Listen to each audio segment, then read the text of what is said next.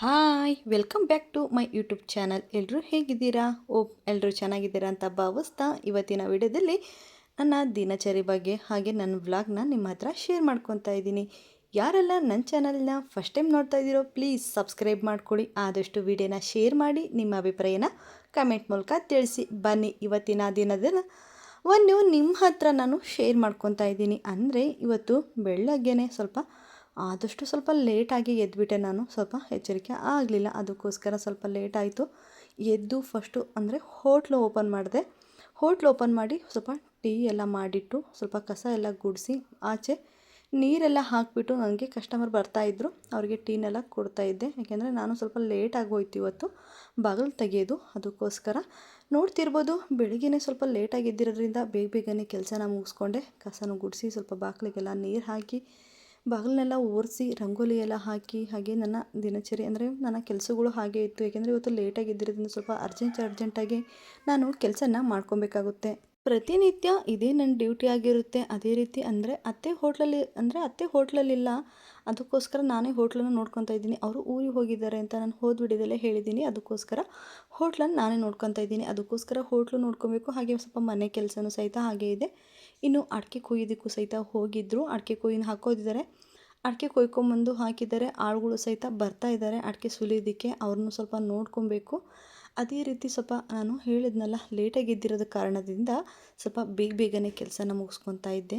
ಆಚೆ ಅಂಗಳಕ್ಕೆಲ್ಲ ಸ್ವಲ್ಪ ನೀರನ್ನ ಹಾಕಿದೆ. ಅಂದರೆ ಬೆಳಗ್ಗೆನೇ ನೀರು ಬಿಟ್ಟಿರ್ತಾರೆ, ನಾನು ಸ್ವಲ್ಪ ಲೇಟ್ ಮಾಡಿದ್ರೆ ನೀರು ಹಾಕೋದು ಲೇಟ್ ಆಗುತ್ತೆ ಮತ್ತು ನೀರು ಕಟ್ಟಾಗುತ್ತೆ. ಆಮೇಲೆ ಮತ್ತೆ ನೀರು ಅಲ್ಲಿಂದ ತಂದು ಹಾಕೋದ್ರೊಳಗಡೆ ಆಮೇಲೆ ಮಧ್ಯಾಹ್ನ ಆಗಿರುತ್ತೆ, ನೀಟಾಗಿ ತೊಳೆಯೋಕ್ಕೂ ಮನಸ್ಸಿರಲ್ಲ. ಅಂದರೆ ನಾವು ಬೆಳಗ್ಗೆನೇ ನಮ್ಮ ಕೆಲಸ ಏನಿದೆ ಅದನ್ನು ಮುಗಿಸ್ಕೊಂಡ್ಬಿಟ್ರೆ ಒಂದೇನೋ ಆ ಟೈಮಿಗೆ ಅದನ್ನು ಮಾಡಿದರೆ ಒಂದೇನೋ ಸಮಾಧಾನ.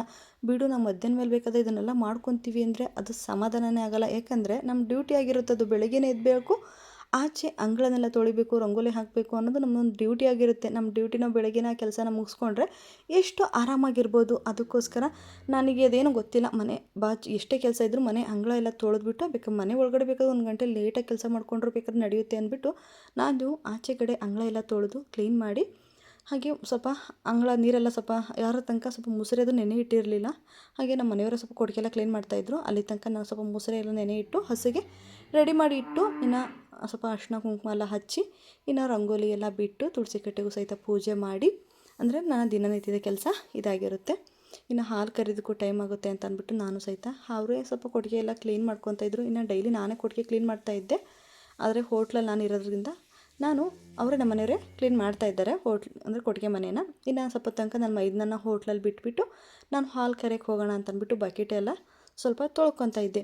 ಹಾಗೆ ತುಂಬ ಜನ ನನ್ನನ್ನು ಮತ್ತೆ ಕೇಳ್ತಾ ಇರೋವಂಥ ಕ್ವಶನ್ ಬಂದುಬಿಟ್ಟು ನಿಮ್ಮ ಊರು ಯಾವುದು ಅಂತಂದ್ಬಿಟ್ಟು ತುಂಬ ಜನ ನನಗೆ ಪದೇ ಅದೇ ಕಮೆಂಟೇ ಇನ್ಸ್ಟಾಗ್ರಾಮಲ್ಲೂ ಹಾಗೆ ಯೂಟ್ಯೂಬಲ್ಲೂ ಸಹಿತ ಕೇಳಿದ್ದೀರಾ.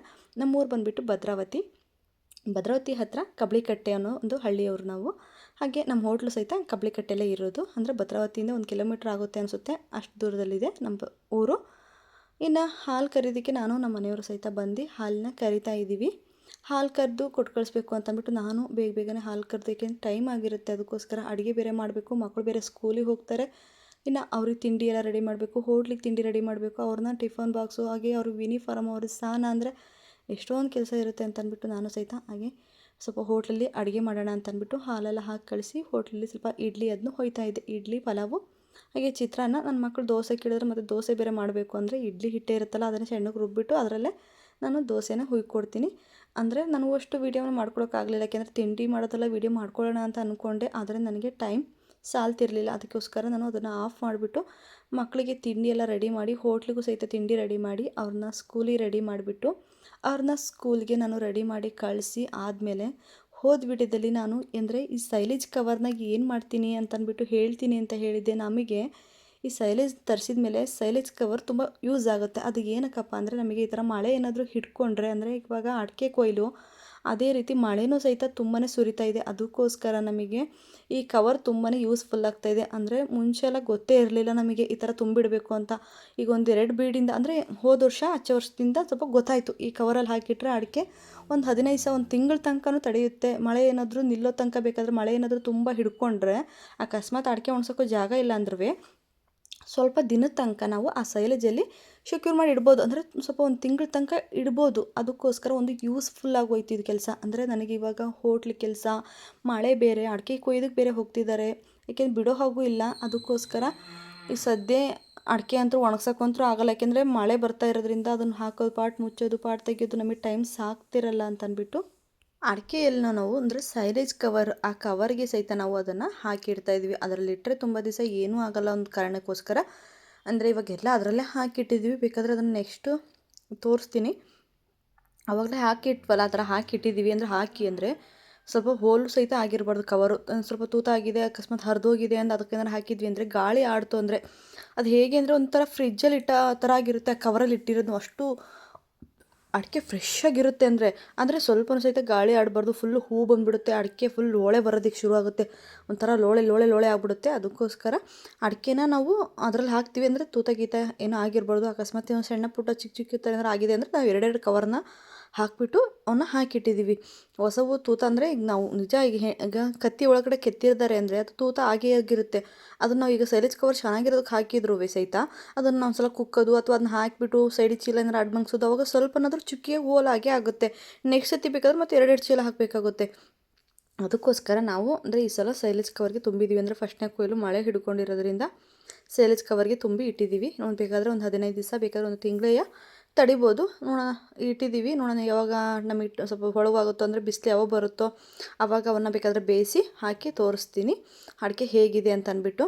ಇನ್ನು ನೋಡ್ತಿರ್ಬೋದು ಹಸುಗಳಿಗೆ ನೀರೆಲ್ಲ ಕೊಡಿಸ್ತಾ ಇದ್ದೆ. ಅಂದರೆ ನಾನು ಹೋಟ್ಲ್ ಕೆಲಸ ಎಲ್ಲ ಮುಗಿಸಿ ಹಾಗೆ ಅಡಿಕೆನೆಲ್ಲ ಅಂದರೆ ನಿನ್ನೆ ಸುಲಿದಿಟ್ಟಿರೋ, ಇವತ್ತಿನೂ ಅಡಿಕೆ ಸುಲಿತಾ ಇದ್ದಾರೆ. ನಾನು ನಿನ್ನೆ ಸುಲಿದಿಟ್ಟಿರೋ ಅಡಿಕೆನೆಲ್ಲ ಚೀಲಕ್ಕೆ ಅಂದರೆ ನಾನು ಹೇಳಿದ್ನಲ್ಲ ಸೈಲೇಜ್ ಚೀಲಕ್ಕೆ ಹಾಕಿಬಿಟ್ಟು ಇನ್ನು ನೆಕ್ಸ್ಟು ಹಸುಗಳಿಗೆ ಮೇವರ್ದು ಹಾಕಿದ್ದಿಲ್ಲ. ಹಾಗೆ ನಮ್ಮ ಮನೆಗೆ ಡೈಲಿ ಕೆಲಸಕ್ಕೆ ಬರ್ತಿರ್ತಾರೆ, ಕಾಯಿ ವ್ಯಾಪಾರಕ್ಕೆ ಹೋಗ್ತಾರಲ್ಲ, ಅವಾಗ ಅವರು ಸಹಿತ ಬಂದಿದ್ದರು ಸ್ವಲ್ಪ ಹೆಲ್ಪ್ ಮಾಡು ಅಂದಿದ್ದಕ್ಕೆ. ಆ ತಾತನ ಸ್ವಲ್ಪ ನನ್ನ ಜೊತೆ ಸ್ವಲ್ಪ ಮೇವು ಅದನ್ನೆಲ್ಲ ಹಾಕಿ ಹಾಗೆ ಹಸುಗಳಿಗೆಲ್ಲ ನೀರು ಕುಡಿಸಿ ಅವರೇ ಸ್ವಲ್ಪ ಹೆಲ್ಪ್ ಮಾಡಿದ್ರು. ನಾನು ಸಹಿತ ಅವ್ರ ಜೊತೆ ಸ್ವಲ್ಪ ಕೆಲಸನ ಮಾಡೋದು, ನೀರುಗಳೆಲ್ಲ ಕುಡಿಸಿ ಹಾಗೆ ಮೇವೆಲ್ಲ ಹಾಕಿಟ್ಟು ನಾನು ಸ್ವಲ್ಪ ಹೆಲ್ಪ್ ಮಾಡಿದೆ. ಹಾಗೆ ನಾನು ಸ್ವಲ್ಪ ಕೆಲಸ ಮಾಡಿಕೊಂಡು ಕೊಡ್ಕೆ ಮನೆ ಕೆಲಸ ಮುಗಿಸ್ದೆ. ಇವಾಗ ಒಂದು ಟೈಮ್ ಅಂದರೆ 12 ಗಂಟೆ ಅಷ್ಟೊತ್ತಿಗೆ ನಾನು ಇವೆಲ್ಲವಕ್ಕೂ ಇಟ್ಬಿಟ್ರೆ ಬೇಕಂದ್ರೆ 2 ಗಂಟೆ 3 ಗಂಟೆಗೆ ಮತ್ತೆ ಬಂದುಬಿಟ್ಟು ಮತ್ತೊಂದು ಸಲ ನೋಡ್ಬೋದು. ಅಷ್ಟರೊಳಗೆ ಇಷ್ಟೊಂದು ಕೆಲಸನೂ ಆಗಿರುತ್ತೆ.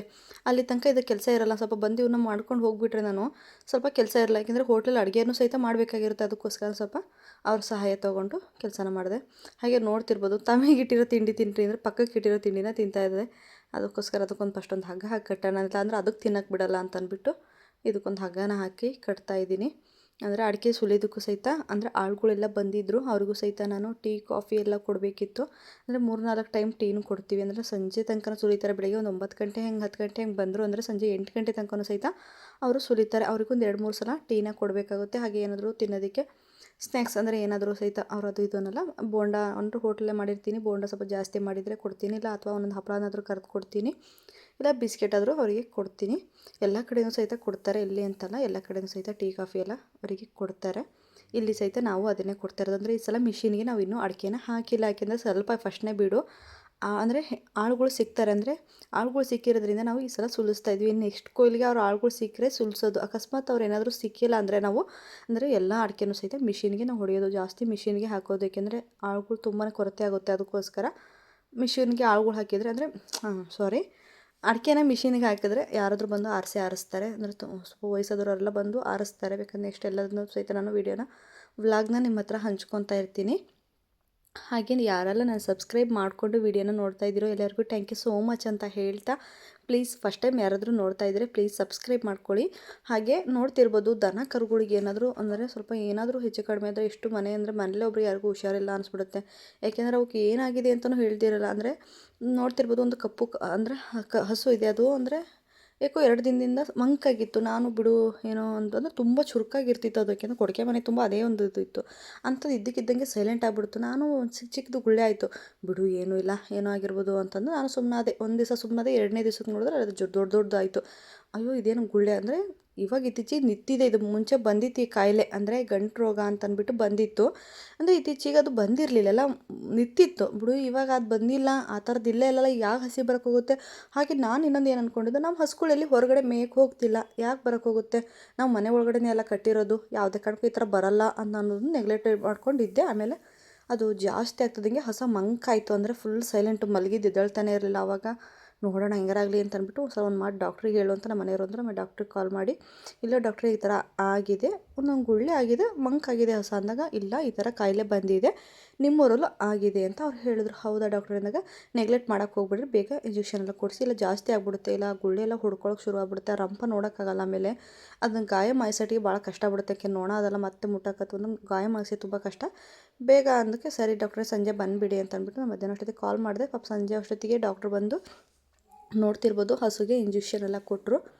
ಒಂದು 4 ಇಂಜೆಕ್ಷನ್ ಅಷ್ಟು ಕೊಟ್ಬಿಟ್ಟು ಆಮೇಲೆ ಕೆಲವೊಂದು ಮೆಡಿಷನ್ ಎಲ್ಲ ಬರ್ಕೊಟ್ರು. ಆಮೇಲೆ ಅದಕ್ಕೆ ಅಂದರೆ ಮನೇಲೇ ಮದ್ದು ಅಂದರೆ ಏನೇನೋ ಹಚ್ಚಿ ಅಂತ ಅಂದ್ಬಿಟ್ಟು ಕೆಲವೊಂದನ್ನು ಅವರೇ ಔಷಧಿ ಹೇಳಿದ್ರು ಅವರು. ಅಂದರೆ ಹೋದ ಸಲ ನಮ್ಮ ಈ ವೈಟ್ ಹಸ ಇದೆಯಲ್ಲ ಅದಕ್ಕೂ ಬಂದಿತ್ತು, ಇವರೇ ಕ್ಲೀನಾಗಿ ಅಂದರೆ ನಿಜವಾಗ್ಲೂ ಅಂದರೆ ಎಷ್ಟು ನಾವು ನೋಡಿದ್ದಿಲ್ಲ, ಅಷ್ಟು ಗಾಯ ಆಗಬೇಕು ಅಷ್ಟು ಟೈಸ್ ಇದ್ದಾಗ ಪಾಪ ಇವರೇ ಬಂದು ನೋಡಿ ಟೈಮಿಗೆ ಸರಿಯಾಗಿ ಫೋನ್ ಮಾಡಿರ್ಬಿಟ್ಟಿಗೆ ಬಂದು ಇಂಜೆಕ್ಷನ್ ಎಲ್ಲ ಕೊಟ್ಟು ಚೆನ್ನಾಗಿ ವಾಸಿ ಮಾಡಿಸಿದ್ರು. ಅದಕ್ಕೋಸ್ಕರ ಈ ಸಲ ನಾವು ಅವ್ರಿಗೆ ಹೇಳಿದ್ವಿ, ಬಿಸಿನೀರಿಂದ ಬೇಡ ಅಂದಕ್ಕೆ ತಣ್ಣೀರೇ ಕುಡಿಸಿ ಅಂದಿದ್ರು.